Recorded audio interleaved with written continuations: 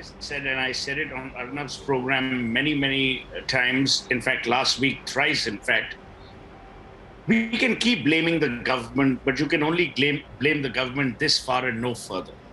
The fault also lies in ourselves. I mean, look at the tragedy of India. Bars were open, schools were shut. Weddings had more guests than funerals were allowed. I mean, we've got our priorities completely wrong. And the tragedy is that we continue to make the same mistake. You tell me, short of using the word lockdown, the earlier order was curfew. And there you mention that, yes, we will allow weddings.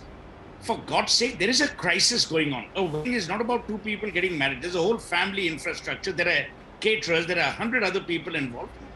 These people just don't get it. The tragedy is that it plays out repeatedly and we still don't learn from our previous lessons.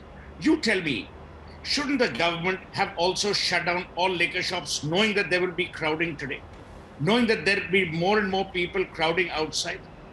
It says a lot, not only about us, but even how the government thinks. Having said all of this, the economic dangers that this is going to cause are unfathomable. And I don't know who's looking at it or how we're looking at it, but the mess really is of our making. We knew the pandemic was not going to go away in a hurry. We didn't plan anything. We demolished, we went back on all the facilities that we had created. We had created COVID specialized facilities. We demolished those. Those were erected, those were created with much fanfare, inaugurated with great fanfare. So my point is only threefold. Number one, we, the citizens, need to be more responsible. We are ourselves.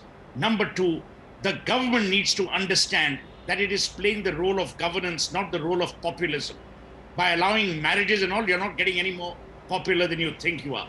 Number three, the Prime Minister needs to step in. Silence is not a virtue when you lead 1.3 billion people. His silence is eerie, to say the least.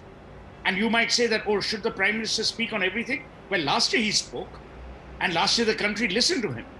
Why should he not speak again when the situation is even more dire than it was last year? This is all I have to say in my opening remarks.